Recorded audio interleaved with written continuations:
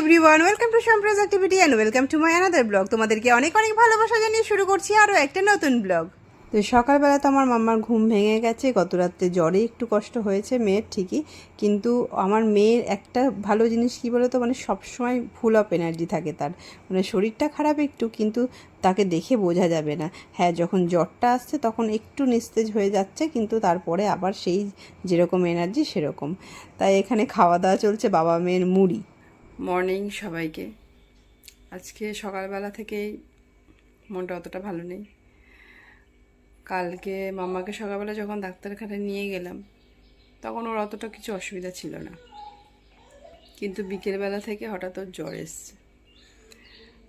এসেছিল। জ্বরের ওষুধ ছিল, মানে আনিয়েছি আবার। তো জ্বরের ওষুধ খাওয়ানোতে ওর জ্বরটা কমে গেল। তারপর আবার রাত্রেবেলা 2:30 নাগাদ জ্বর এসছে। সেই থেকে মোটামুটি 4টে অবধি বসে থাকলাম ওর ওষুধ খাওয়ানো, জ্বর কমা অপেক্ষা। এই সমস্ত কমলো, তারপরে ঘুমিয়ে পড়েছে। তো মেয়েটার শরীরটা সত্যি বলতে একদমই ভালো নেই, ওই জন্য ভালো লাগছে না কিছু। আর খাওয়া দাওয়া তো একেবারেই করছে না। এমনিতেও খাওয়া দাওয়ার প্রতি একটু ইন্টারেস্ট কম, তারপরে খাওয়া দাওয়া একেবারেই করছে না। এখন খাবার নিয়ে বসলাম, দেখাচ্ছি কি অবস্থা। দেখো, অল্প একটুখানি খেয়েছে। হ্যাঁ, খাবার মানে করেওছি অল্প করে। এই যে খাবার সব পড়ে রয়েছে, খাচ্ছে না কিছুই, তার ভালো লাগছে না। এখন একটু যা খেয়েছে ওকে ওষুধ খাওয়াবো। ওদিকে আবার হাজব্যান্ডেরও ডিউটি আছে, তাই জন্য ও বেরিয়ে যাবে। চলো তাহলে খাওয়া দাওয়া দিয়ে দিই, তারপরে দেখা হবে। আর এখানে হাজব্যান্ডকে দিয়ে দিয়েছি আলু সিদ্ধ ভাত, কারণ বলেছিলাম তোমাদেরকে ওর শরীরটাও ভালো নেই। ওর একবার এর আগে আলসার হয়েছিল, তো সেই কারণে ওর গ্যাস অম্বলের প্রবলেমটা একটু বেশি। আর লাস্ট কিছুদিন ধরে আবার ওর মানে কোনো কিছু হজম হচ্ছে না, বমি হয়ে যাচ্ছে, এরকম শরীরটা বেশ খারাপ যাচ্ছে। তাই জন্য ও খুবই মানে লাইট খাবার খাওয়ার চেষ্টা করছে। আর সঙ্গে ওকে শশা দিয়েছিলাম খেতে, তো মাম্মা সেটা নিয়ে টানাটানি করছিল। তো এইখানে বাবা মেয়ের চললো। আর এই যে ওর অফিসে বেরোবে আর কি, মানে ডিউটি, যেহেতু আমাদের এখানে আজকে সিএম আসছে, তাই জন্য ওর ডিউটিতে বেরোচ্ছে। সেই সময় কিন্তু ওর ওষুধটা খেতেও ভুলে গেছিলো, তাই আবার তাড়াহুড়ো করে আমি রাস্তার উপরেই নিয়ে গেছি, মানে বাড়ির সামনেই। ওখানে গিয়ে ওষুধটা খেয়ে নিল, তারপরেই বেরোবে। তাড়াহুড়ো এতটাই ছিল, কারণ টাইম হয়ে গেছিলো অলরেডি, ভুলে গেছিলো বলে আবার ফিরে এসে ওষুধটা খেয়ে চলে গেল, কারণ সারাদিনের ব্যাপার। তো ও এদিকে বেরিয়ে গেল অফিস, আর ওদিকে মাম্মাকেও আমি খাইয়ে নিয়েছিলাম। মাম্মা রয়েছে ওর ঠাম্মির কাছে। আর বাইরের পরিবেশটা দেখো কত ভালো লাগছে দেখতে। আর আমাদের এই দুই দিকে তো বাড়ির দুই দিকেই মানে পুকুর আর কি, আমাদের দুটো পুকুরের মাঝখানে বাড়ি। তো এরকম সুন্দর দৃশ্য আমরা সবসময়ই দেখতে পাই। তোমাদের কেমন লাগে জানিও, ঠিক আছে? এটা দেখানোর চেষ্টা করি, তোমাদের সঙ্গে শেয়ার করার চেষ্টা করি মাঝে মাঝে। তো চলে গেল বর ডিউটিতে, আর আমি চলে এলাম এদিকে। তো ওই যে যেই ফুলগুলো আমাকে দিয়েছিল মানে জন্মদিনে, সেই ফুলগুলোতে দেখলাম যে জলটা একটু চেঞ্জ করে দিই, তাই জন্য একটু জলটা চেঞ্জ করে ফুলগুলোর উপর থেকে আবার জলটা ছিটিয়ে দিলাম। তো সেইটাই আমি এখানে করছিলাম, জলটা পাল্টে দিলাম। তারপর বেশ 2-3 দিন হয়ে গেল, 3 দিন মতো হতেই চললো, কিন্তু এখনও কি সুন্দর হয়ে রয়েছে ফুলগুলো, দেখতেও বেশ ভালো লাগে। আমি সত্যি কথা বলতে জানো তো, ফুল ভীষণ ভালোবাসি। ফুলটা আমার এতটাই প্রিয়, মানে কেউ যদি আমাকে ফুল গিফট করে না, মানে আমি এত আনন্দ হয় আমার, ভীষণ ভালো লাগে আমার। ফুল ফুল দেখলেই যেন আমার মন ভালো হয়ে যায়। তো যাই হোক, ওই দিকটা তো করে নিলাম, আর এদিকে চলে এসেছি সবজিগুলো কাটতে। আজকে মানে পটল আলু তরকারি করব, আর ওদিকে ভেন্ডি ভাপা হবে, সেগুলো ভাবলাম যে একটু কেটে দিয়ে যাই মাকে, তাহলে মা এদিকে রান্নাটা শুরু করবে। আর পটল আলু তরকারিটা আজকে আমিই করব। আমাদের বাড়িতে মানে পেঁয়াজ রসুনের তরকারি বলতে গেলে খুব কম সময় হয়, মানে যেগুলোই মানে খাওয়ার মতো সেগুলোই খাই আর কি। মাংস টাংস হলে বা যে মানে সেরকম ধরনের কোনো মাছ হলে সেখানে পেঁয়াজ রসুন হয়। আদারওয়াইজ মানে আমার শ্বশুর শাশুড়ি অতটা পেঁয়াজ রসুনের তরকারিটা পছন্দ করেন না, মানে ওনারা মানে এরকমভাবেই অভ্যস্ত, সেই জন্য হয় না। কিন্তু আজকে আমি পটল আলুর তরকারিটা একটু পেঁয়াজ রসুন দিয়ে করবো, সেই জন্য ওটা আমি করব, আর বাকি রান্নাগুলো মাই করে নেবে। কারণ এদিকে আমার প্রচুর জামা কাপড় রয়েছে, আমাকে যেতে হবে ওদিকে কাচতে। আর মাম্মাকে আমি এদিকে ঘুম পাড়িয়ে দিয়েছিলাম, ঘুমিয়ে গেছিলো, ওর শরীরটা তো খুব একটা ভালো নেই, তবে ও ঘুম থেকে মানে রাত্রেবেলা ঘুমও হয়নি ঠিকঠাক করে, ঘুম থেকে উঠেও গেছিলো তাড়াতাড়ি, তো খাওয়া দাওয়া হয়ে তারপরে একটু খেলছিল, খেলার পরে তারপরে ওর আবার ঘুম পেয়ে গেছে, তাহলে আমি যে ঘুম পাড়িয়ে দিই, তাহলে ও ঘুমাবে, ওর রেস্টও হবে আর সঙ্গে আমার কাজগুলোও হয়ে যাবে।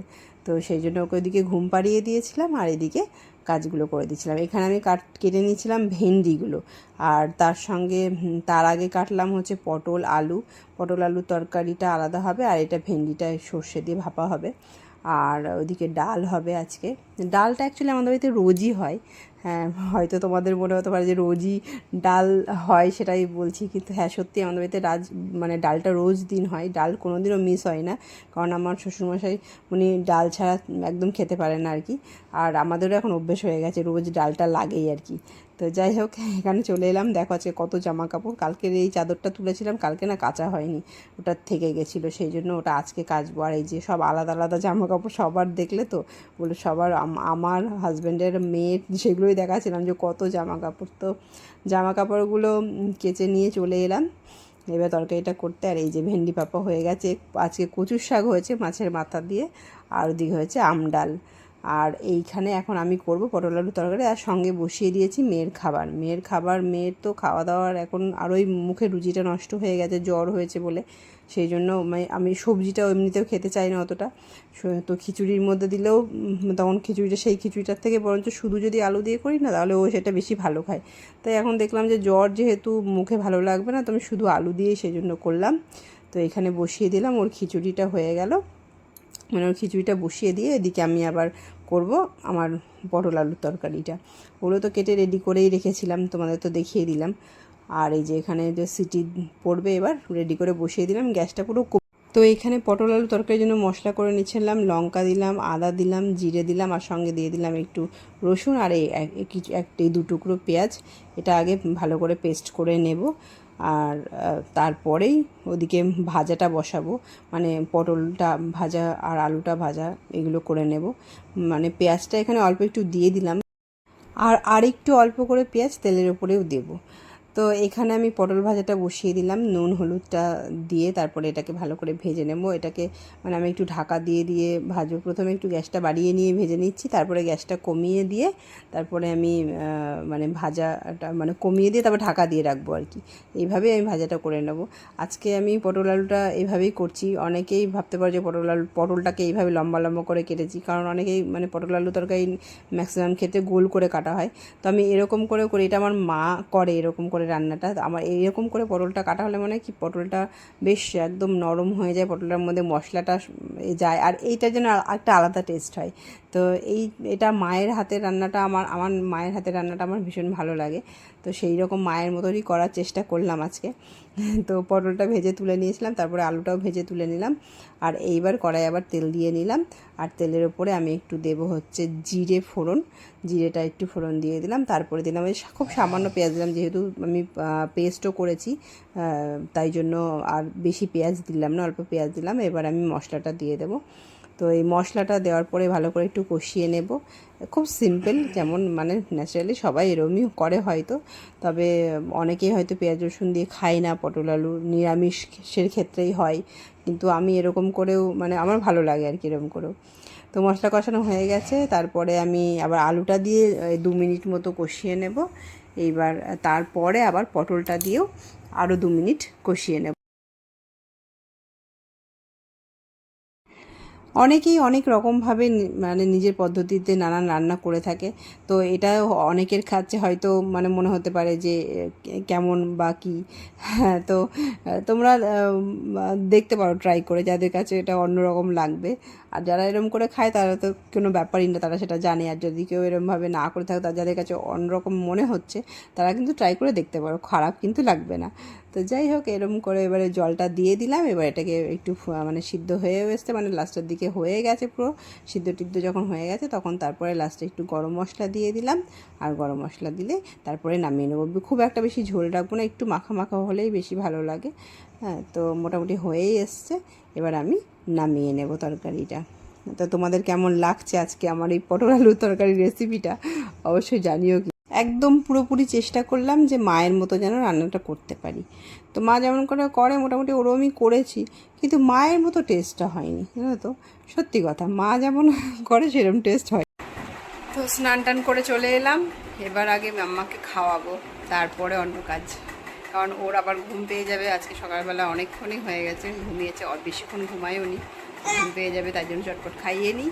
চলো খাওয়ানোর পরে আবার দেখা হচ্ছে। দেখো তো কে,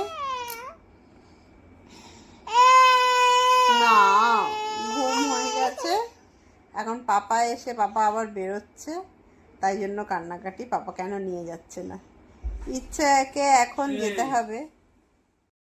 তো দুপুরের দিকে এরকম কান্নাকাটি চলাতে ও ঠাম্মি এসে আবার ওকে নিয়ে এরকম করে শুয়েছিল। তো ঠাম্মির কাছে থাকবে, ঠাম্মিকে ভাবছে যে মনে হয় যে ঠাম্মি হয়তো নিয়ে যাবে, তাই এই সমস্ত চলছিল। আর এখানে আবার ঠাম্মিকে দেখাচ্ছে পায়ে ব্যথা, কোথায় লেগেছে।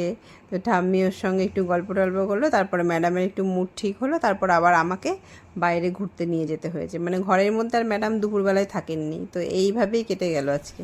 এই যে ম্যাডামকে নিয়ে আর ঘরে থাকা যাচ্ছে না, তাই জন্য বাইরে আসতে হলো। ঘরে রাখতেই পারছি না, বাবা চলে গেছে খেলতে, ডিউটি থেকে এসেই খাওয়া দাওয়া করে সঙ্গে সঙ্গে চলে গেল, তাই জন্য ও এখন যাবে, ওর ঘুম ভেঙে গেছে, আর রাখতে পারছি না, তাই জন্য বাইরের দিকটা এসে ব্যালকানিতে বসে রয়েছি। চলো বাইরের দিকটাও তোমাদের দেখাই।